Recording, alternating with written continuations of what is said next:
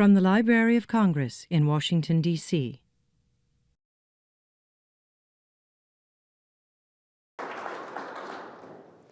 Thank you, Charles. It's a pleasure to be with you. Back when I began to study history, which is getting to be too long ago to mention, it was fair to say that Madison was understudied. And it would still, of course, be fair to say that he is woefully neglected and unknown among the general public. The sort of thundering inattention across the country to this 250th birthday celebration is really only the latest indication. But through the last few decades, scholars at least have repaired that earlier neglect. So that currently, from those who do remember the founding well, Madison gets credit in abundance, credit on occasion that would doubtless have made him blush. Scholars almost universally acknowledge that the great Virginian was so central at so many points in the creation of the Federal Republic that it's really impossible to understand that process except partly through his eyes. He led the nation's largest state, which led the others, in the assembling of a constitutional convention, took the largest part in framing and defending the reform, prepared the Bill of Rights, and joined with Jefferson to organize the nation's oldest party. He now appears so central that he's been called the Founding Father. And it's not at all uncommon to encounter references to the Madisonian system or the Madisonian Constitution that governs us today. Although Madison himself was quick to protest any such extravagant claim.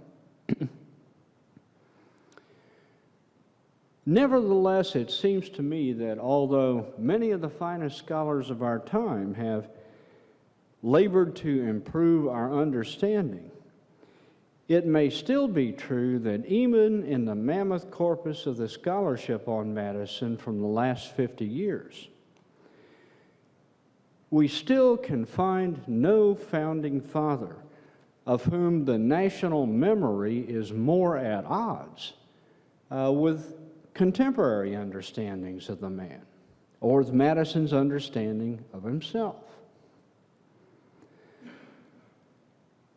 Drew McCoy, one of the most profound and eloquent of modern students of the founding, who you'll hear this afternoon, has written brilliantly and may say something today about the huge disparities between our modern mental images of Madison as a man or Madison as President of the United States and the impressions and collective judgments of the people of his own time.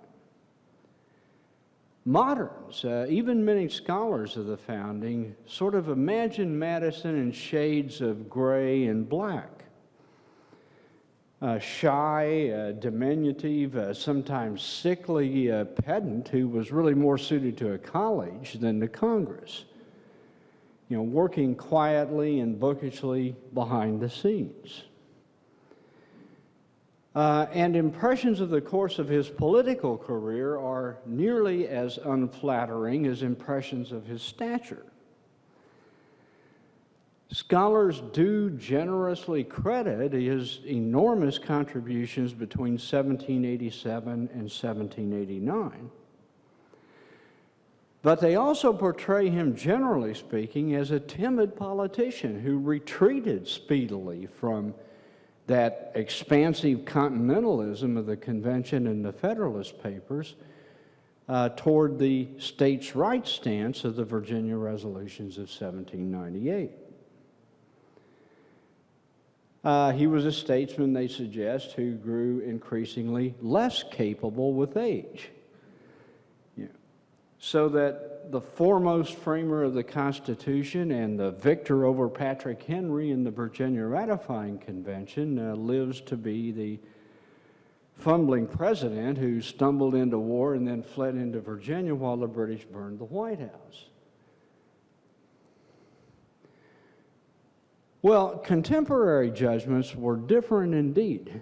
John Adams, who was certainly no admirer, said to Jefferson at the end of the War of 1812 that Madison's administration had acquired more glory and established more union than all of his three predecessors, Washington, Adams, and Jefferson, put together.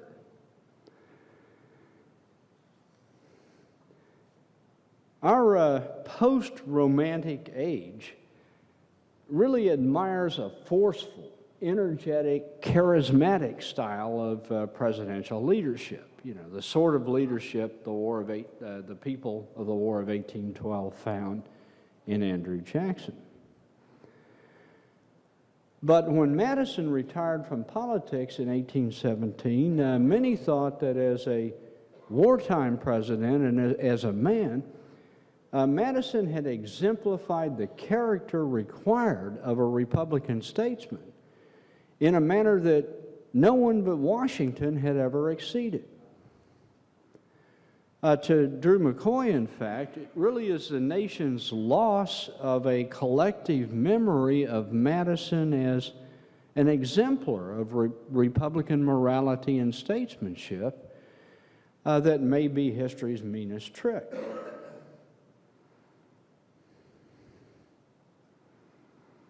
That sort of failure of recollection could probably be traced to Jefferson's own time. Character was something of an issue even then.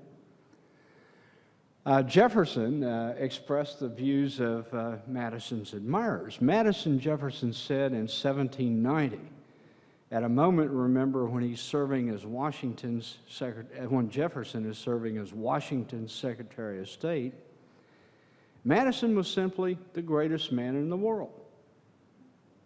I have known him intimately from 1779. Jefferson repeated in 1812, and from 30 years' trial, I can say conscientiously that I do not know in the world a man of purer integrity, more dispassionate, disinterested, and devoted to republicanism, nor could I in the whole scope of America and Europe point out an abler head. Well, by no means everyone agreed. There were never, with Madison, any doubts about his personal integrity, disinterestedness, or brilliance. But with Madison, many of the qualities that his friends admired could be seen by his detractors as among his greatest faults. So that to Alexander Hamilton, he seemed too hopelessly idealistic, not a man familiar with the world. To others, his remarkable capacity to see all sides of every issue, admit the limitations of his own position, to insist on a regard for public opinion, to demand respect for foes, and adjust his hopes and thoughts to changes introduced by circumstances and by time, those things could be read as weakness, vacillation, playing to the galleries, timidity, and even abandonment of principles that he'd once held dear. And although his friends consistently described him as amusing, affable, full of anecdote and wit, one of the most companionable men in existence, even they admitted that he often seemed stiff and cold in public. But maybe more of that from Drew, because it's not the personality alone that seems to me, with Madison, to be persistently misunderstood. In such a large proportion of these shelves of modern writings. Thus, to my mind, even the finest current study of the first years under our new Constitution, our current Constitution, participates with the majority of writings on this period in what is actually a highly partisan, indeed a Hamiltonian, interpretation of Madison's course.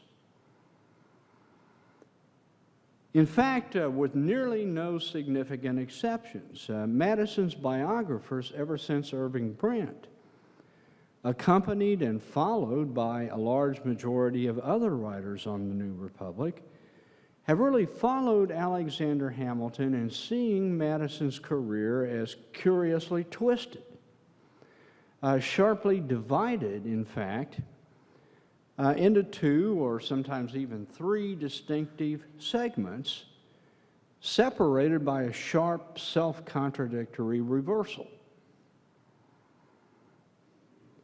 Now, explanations of this great reversal on Madison's part can be friendly or hostile. Some of them follow Hamilton in crediting Madison's integrity and good intentions. Others see this switch as an example of his personal ambition, weakness under pressure, or capacity for Machiavellian intrigue.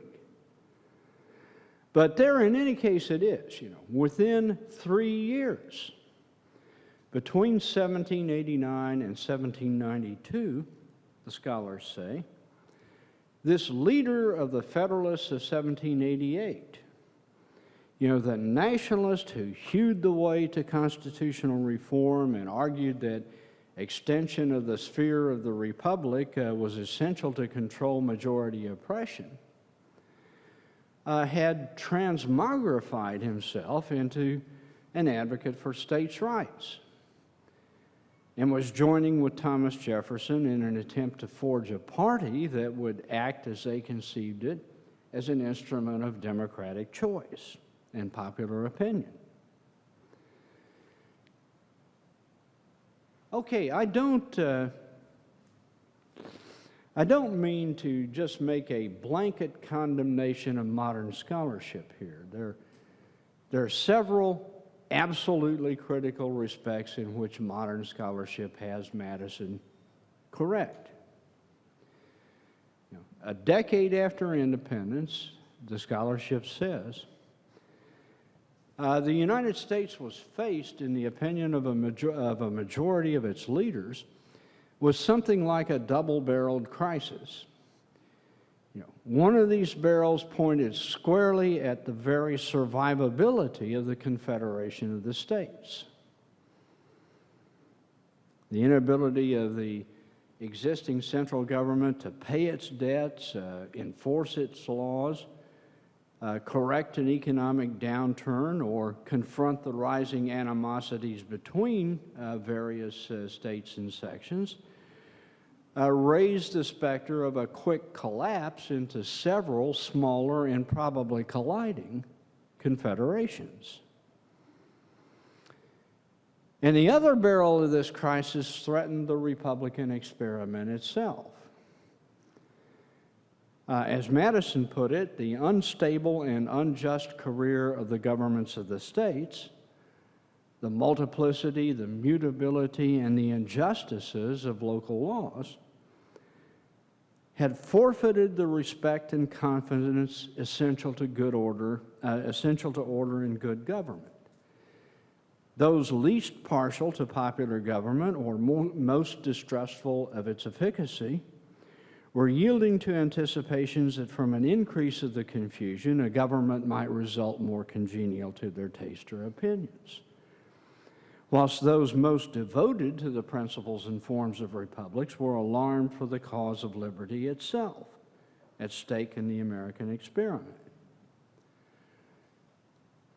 Madison's distinctive contribution, scholars have explained, was to conclude that those two challenges were so inseparably related that neither could be really resolved without attention to the other.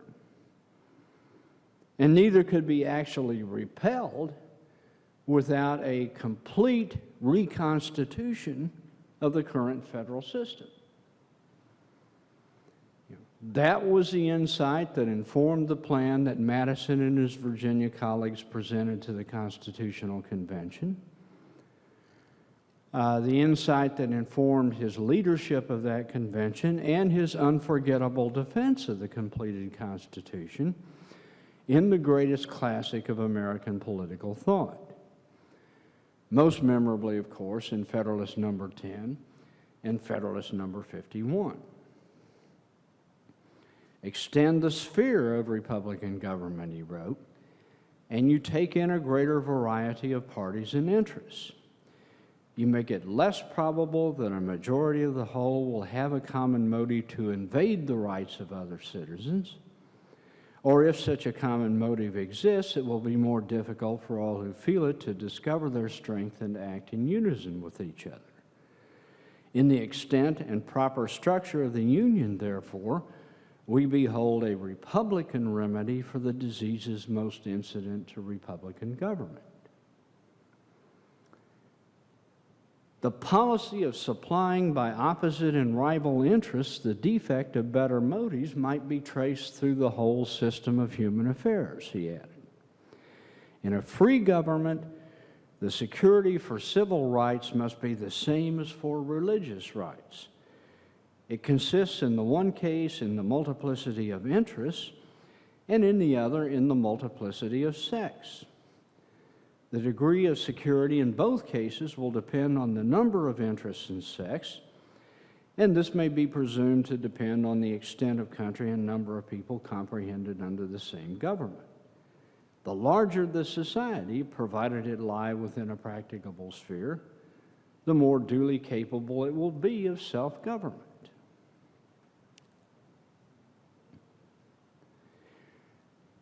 Here, though, is the rub. Put as I have just put it, modern scholarship is simply right about Madison's most distinctive contributions. The problems start with the interpretive commentaries on those contributions.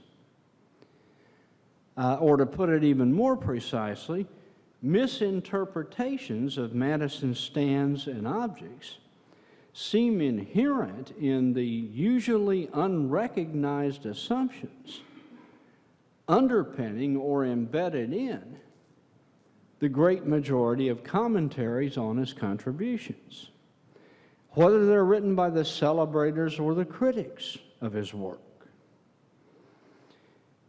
Interpretive mistakes begin with the assumptions, far too seldom challenged, that throughout the 1780s, Madison was one of a committed group of nationalists pursuing centralizing change.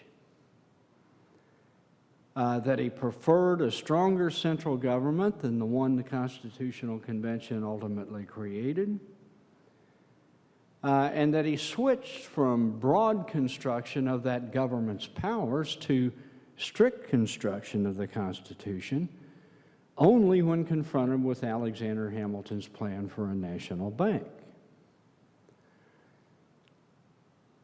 The errors usually incorporate a seemingly unshakable, ubiquitous conviction that the key to Madison's ideas is Federalist Number 10, with some help from 51. Regrettably, the scholarship contains more problematic notions than a short address can possibly explain.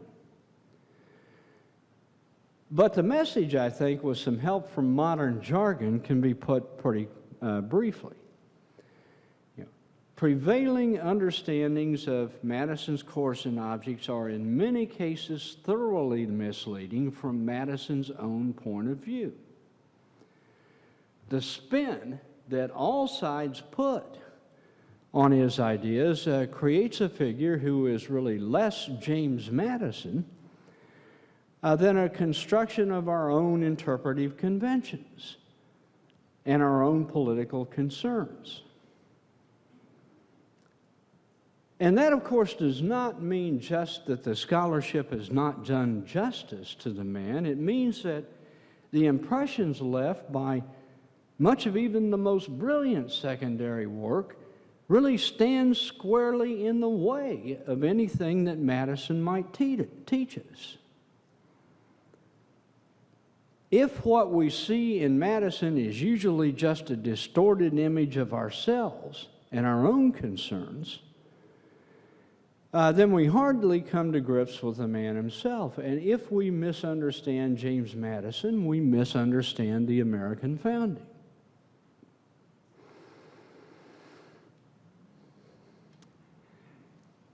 Now, I can't in just a few minutes present a full, compelling case for many of these points. That's part of the object of my book. And brevity may even force me to be harsher on some work I admire than I would be if I had more time. But nevertheless, a summary of some leading points of a rebuttal of dominant scholarly impressions is necessary, I think, if we're ever going to correct that focus. And I do that in this way. Among political theorists, as far as this historian can tell, the great foundation for attempts to come to grips with Madison is still the work of Martin Diamond. Crudely speaking, Diamond's interpretation of Madison can be captured in a phrase. And it's a phrase that I've literally heard repeated as a kind of mantra in meetings that bring historians and theorists together. Madison's whole scheme, Diamond wrote, essentially comes down to this: the struggle of classes is to be replaced by a struggle of interests, a safe, even energizing struggle which is compatible with or even promotes the safety and stability of society. In a large commercial society, the interests of the many can be fragmented into relatively small groups, seeking small immediate advantages. The mass will not unite as a mass to make extreme demands upon the few. As Diamond saw it, Madison's solution to the classic riddle of constructing a regime that could combine majority control with safety for the liberties and property of all was the idea of multiplying interests in a large commercial republic. Now, you can put different spins on this understanding.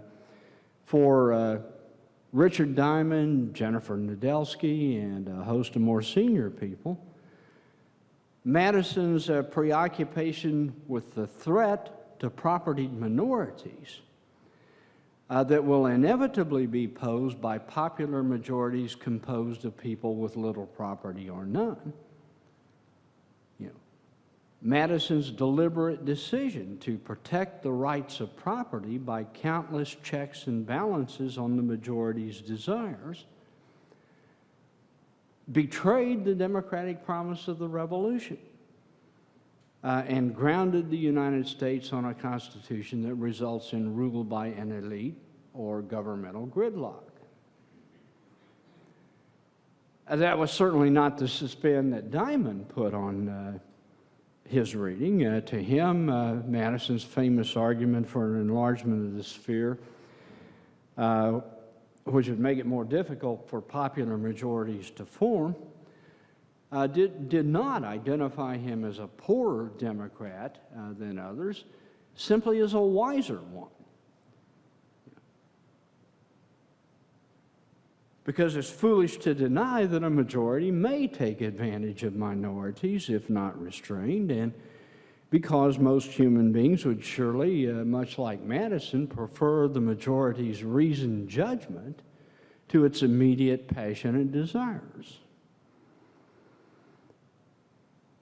For Diamond, though, as clearly as for others, Madison's solution did identify him plainly as a modern liberal. That is, Madison is one of those moderns who participates in the enterprise of lowering the sights of politics so that prosperity and safety not glory or the development of the highest moral character in citizens or something like that, becomes the proper end of the state. Accepting humans for the interested, opinionated creatures that they are, Madison settled for the form of government least bad in an imperfect world, which was not a terrible thing to do. Rather, both for Diamond and for many others, Madison's solution really marks him as the sober thinker who detoxified the democratic revolution and identified America with an enduring promise that the rule of the majority can be combined with human rights and fundamental justice.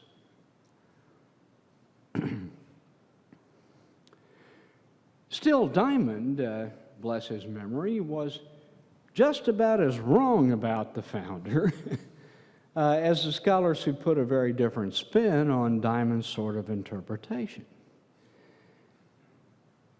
Because almost every implication of the phrase used by Diamond to describe Madison's solution, multiplying interests in a large commercial republic, almost every implication of that phrase is outrageously misleading from Madison's own point of view. Madison was not an advocate of multiplying interests among the people. He believed instead that the founders of a liberal republic, who could hardly eradicate the differences that are inseparable from freedom, ought to use this unavoidable plurality of interests to reduce the possibility of passion and injustices and to improve the chances that the long-term public good will be preferred to the majority's short-term desires. Similarly, and I'll be as outrageous as I can here, Madison was just not, in fact, an advocate of large republics. James Madison advocated a large compound republic. That is, a sort of government that would blend national authority with a considerable reserve of powers that would not be shifted to the federal sphere. And when Madison's commitment to a genuinely federal as opposed to a national republic is fitted back into the picture, then nearly every aspect of his thinking begins to look a little different. Moreover, Madison was never a proponent of a large commercial republic. The ordinary connotations of that word commercial stand Madison precisely on his head, suggesting that he was on the opposite side than he was really on of a contemporary argument that split him from the likes of Hamilton through his whole career. What Diamond really did, and it's been repeated by a host of later scholars, was to misinterpret Madison's most famous essay, Federalist Number 10, and then horse the rest of Madison into the framework that created. Well, Madison assumes a different shape when Federalist 10 is studied in the light of all the other essays in the series and all the other acts and words surrounding its preparation. If I had to get across just one point, that point would be Federalist 10 is just not the key to James Madison's founding vision, and it's extraordinarily regrettable that one piece is often all that moderns read of Madison's many writings. That essay is Madison's commentary on the advantages of an enlarged republic for controlling majority faction, which is one and only one of the many problems that the champions of an elective government have to solve. Understanding that can help us understand as well that in the last analysis, It's by no means Madison's concern with unjust majorities that marked him as distinctive in his age. Nearly everybody was concerned with that. It's his faith that such majorities can be restrained without abandoning majority control. Indeed, without recourse to grounding any part of government on an authority that would be independent of the people. But Diamond was by no means singular in his excessive fascination with that single essay, and I don't mean to condemn political theorists alone. Historians, from Charles Beard to Gordon Wood, have almost always been more interested in Madison's and other Federalists' alarm about conditions in the states, about the dangers apprehended by the few in states directed by the many. Almost always more interested in that than they have been in the pervasive fear among Americans of the 1780s that the Union was in danger of collapse. Thus, Wood insists that the decision to abandon the Articles of Confederation in favor of a constitutional reform that would have been unimaginable a few years earlier cannot be explained in terms of the federal problem alone. It has to be explained in terms of the Federalist determination to restrain popular democracy and to move the power to make decisions from the upstart demagogues who ran the states to men more like themselves at the federal level. Well, sometimes, damn it, a political problem is exactly that, political. It's not a reflection of vast underlying social changes and huge conflicts between classes and that kind of thing. This much at least is certain. Madison was undeniably concerned about conditions in the states, and he did undoubtedly intend to rectify those problems. But James Madison specifically contested Wood's contention that the problems of the Union might have been solved without a thoroughgoing reconstruction of the federal system. Madison insisted that the problems of the Union were insoluble within the framework of the Articles of Confederation. And it's that, not something else, that's Madison's initial and most crucial contribution to the founding. The problems of the Union as a union, not the multiplicity and mutability of local laws, were the concerns that led him to propose a total constitutional revision.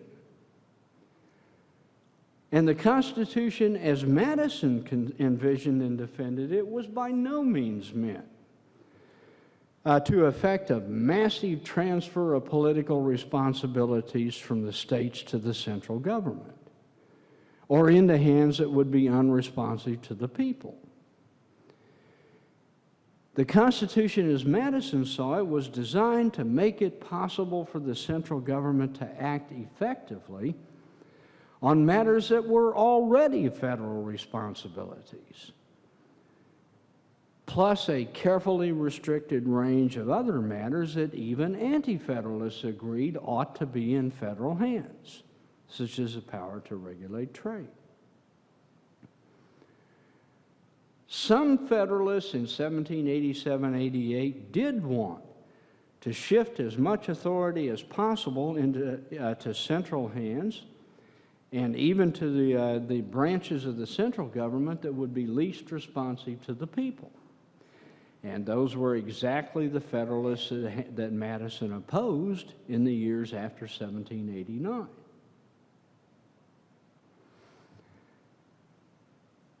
Okay, that's a brief, a crude, and maybe even an unfair summary of some of the interpretive priors. I see Jack laughing, Jack Rako laughing down here.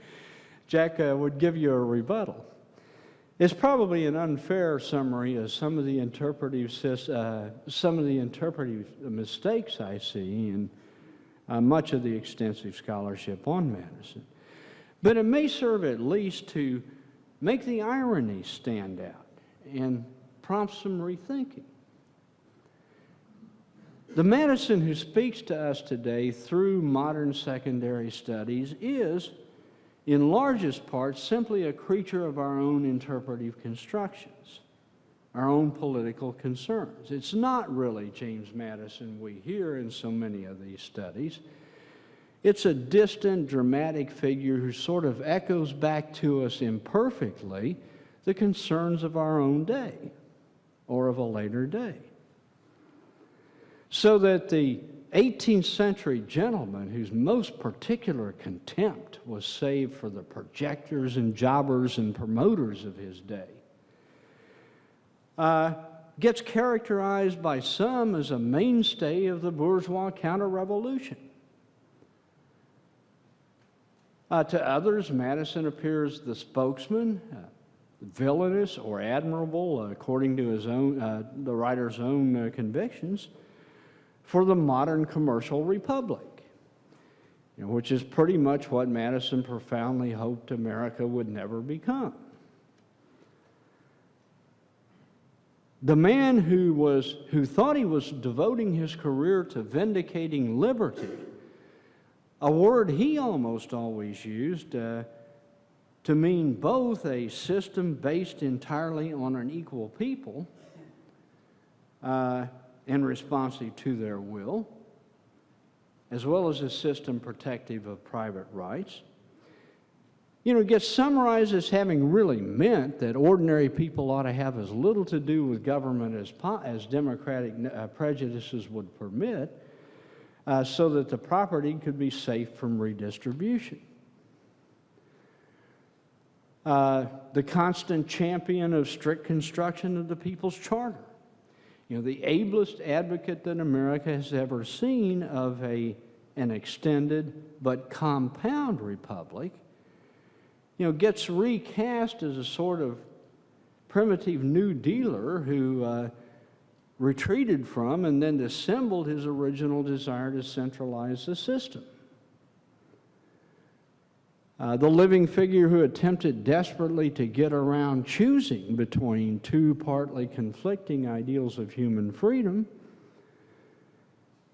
tried to set a standard of disinterested public service, who urged affectionate consideration for the interests of other people who were involved in the collective effort, who believed that his and other people's honor was at stake in the commitment to prepare a Bill of Rights,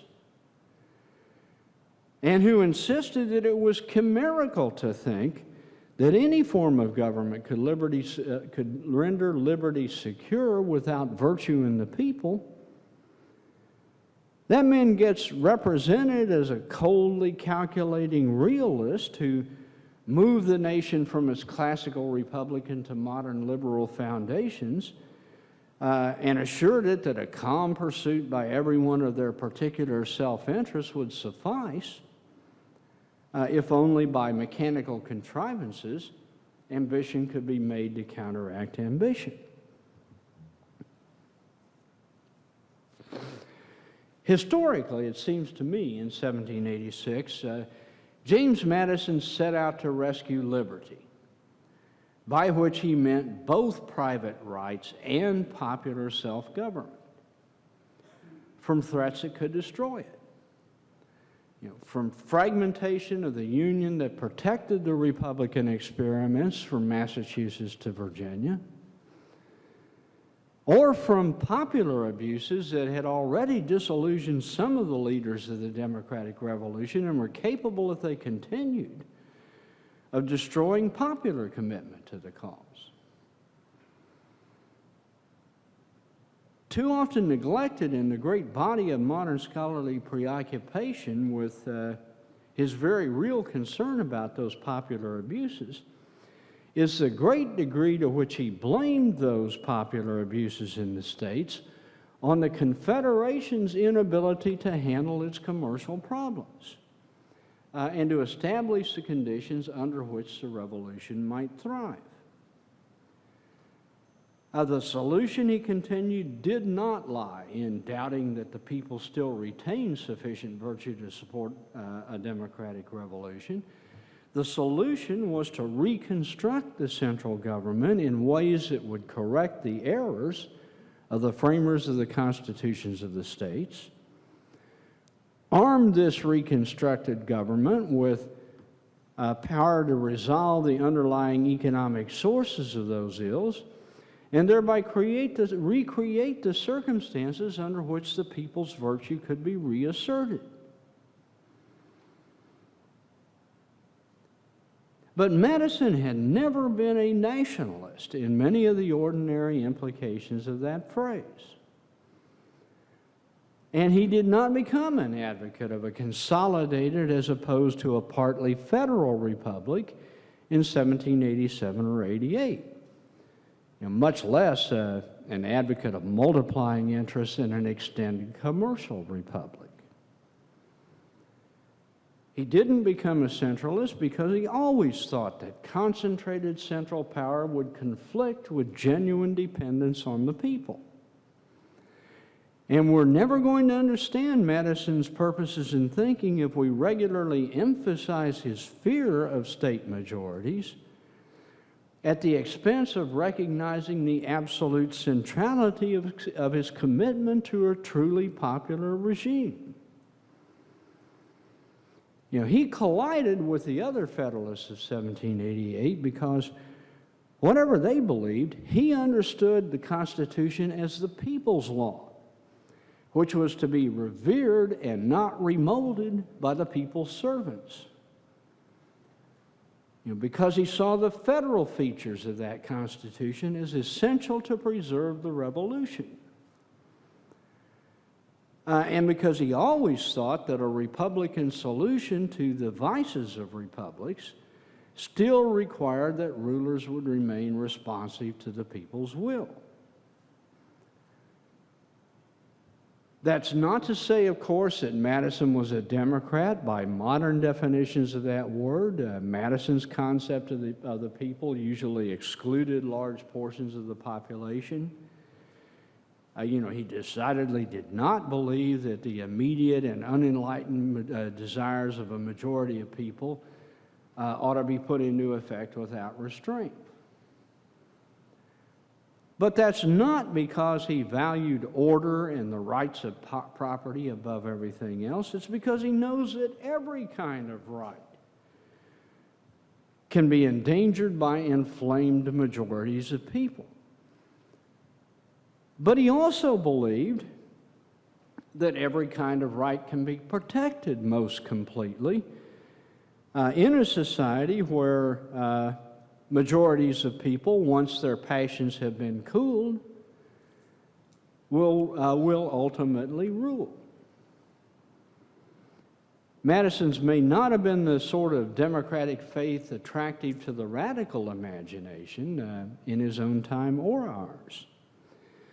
But with Madison, it is critical to see that it is faith in popular self-government, not fear of that was at the core of his service. The 20th century really has either blamed Madison for his fears of majorities or praised him for the realistic wisdom that insisted on restraining the majority's demands. Contemporaries really were more inclined, and I think nearer right, to see him as unconquerably romantic. They understood what we have commonly forgotten. That what Madison was committed to conserving was a people's government. Although a people's government that would protect the liberties of all. How many modern Democrats believe, with Madison, that the majority of ordinary people can and should be trusted once their will has been matured even with interpreting or thoroughly remodeling the fundamental law. You know, he believed that.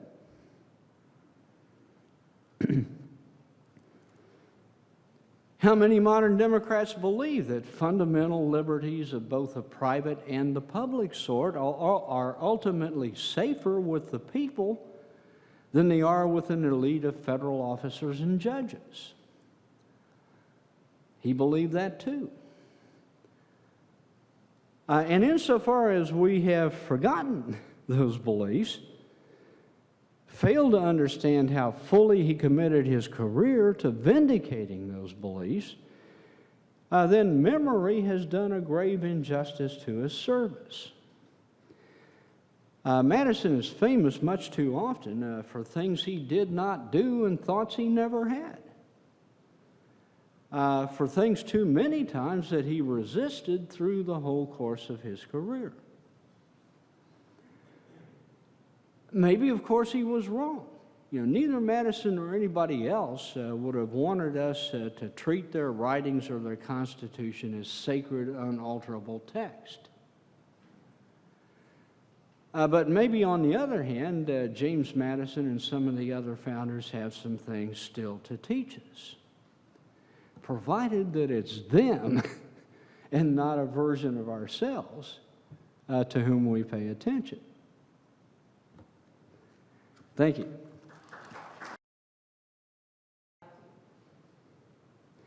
Just very briefly, I mean, Madison just clearly shared the pretty general belief among that generation that slavery, was not only a crime, but a crime that had saddled a permanent disability on the United States. It had assured, in Madison's opinion, I think as in Jefferson's, that blacks and whites would never be able to live together as equals.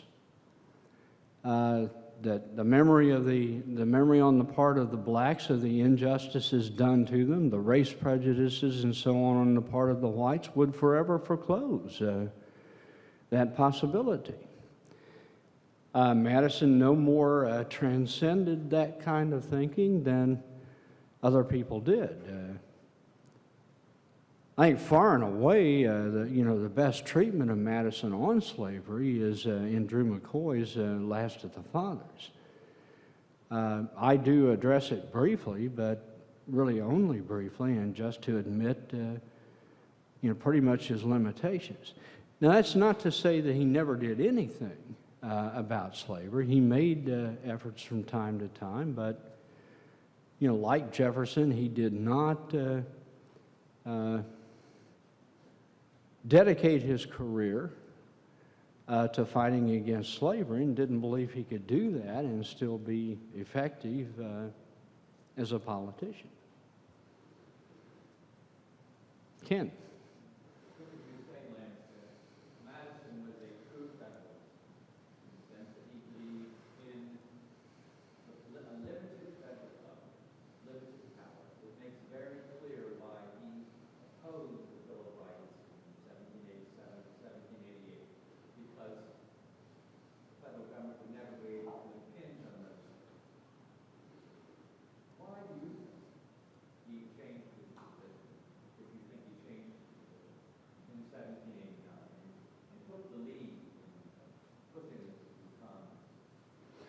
Well, there are a number of reasons for that, but to me, one of the most interesting of those, the one that I find in some ways most revealing of Madison's character is that, as Madison told Congress in introducing the bill, maybe we shouldn't be so sure that we're right, that a Bill of Rights is not needed, when so many of our able countrymen say we're wrong. Maybe we ought to step back and consider that, maybe they're right, and maybe if we do this Bill of Rights the right way, so as to avoid some of the very real dangers that are inherent in trying to do a written Bill of Rights, if we can avoid that with things like the 9th and 10th Amendments and that kind of thing, maybe we really can provide some additional protection for the most fundamental liberties, without endangering what we've accomplished with ratification of the Constitution. Now, that's not the whole of it, but I really think for Madison that's a big part of it. When he sets out to put through a Bill of Rights, I suppose it is, in a way, what sort of any politician would do. It's what George Bush would do when he says, in the aftermath of this very close, fiercely fought election, that he's going to, try to bring everybody together. In part, that's what Madison is doing, but it runs deeper than that for Madison. I think there's a real capacity on his part to learn from his opposition and to take the concerns of his opposition seriously, and to believe that a Republican government is a sort of government in which everybody is involved in a collective effort together, and you ought to be attentive to the interests and rights and concerns of people with whom you might happen to disagree. And of course, he had some close friends, people he respected deeply, people like Thomas Jefferson and George Mason, were insisting that a Bill of Rights was absolutely necessary. So, all those things. Maybe one more question. Hamilton's and Jay's explanation in the Federalist of what you need is consistent with the Montesquieuian republic. It's separate republics coming together to pay off the Revolutionary War debts to defense. And Madison creates a revolution under which you have a supreme new government, tripartite, able to raise funds on its own and independent of the states to reach action. He states in his private letters, goes far beyond the Virginia plan, that he wants to have a middling course, i.e. one in which the states are subserviently useful, much as counties are useful to a state. And he wants to ensure that the new federal government is able to prevent the frequent and flagrant abuses of individual rights. He has to compromise with Randolph and Mason to get the Virginia plan, and the Virginia plan is itself an incredible revolution, but his private letters to his mentors, Jefferson and Hamilton and Randolph, are filled in spring of 1787 with the true revolution of a government so new it had no name that would overwhelm Franklin Patrick Henry. And I wonder if you aren't understating his profound distrust and hatred of Patrick Henry, generalized to be a distrust of all the states, and family grasps the degree to which he is the revolutionary creating a new government, whereas Hamilton is just a coalition of sovereignties for war, are consistent with that continuation. He's the revolutionary, when Hamilton is far more modest in his way. Well, that's an interesting perspective, very different from mine. It just seems to me that very clearly, to my mind, very clearly, Hamilton really is a true nationalist. Hamilton would pretty much have liked to centralize things to the point of making the states clearly subordinate to, maybe equivalent to counties of a large republic. Hamilton's model, really is England and an English system. I don't think that's ever true of Madison.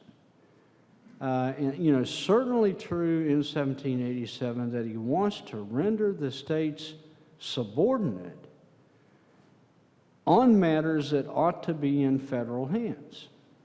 And he tries, he thinks his way through that problem, and the convention thinks its way through that problem, and ultimately comes up with a solution that's different from what anybody foresaw when the convention opened.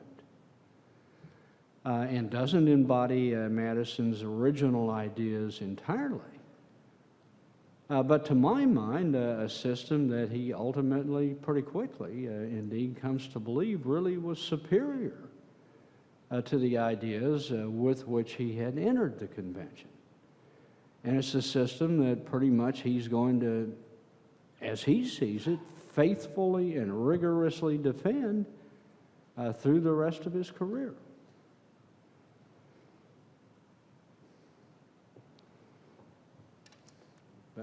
Thank you again. Let us have about a 5-minute break, and then we'll reconvene. Thank you. Thank you. I'm sorry. This has been a presentation of the Library of Congress. Visit us at loc.gov.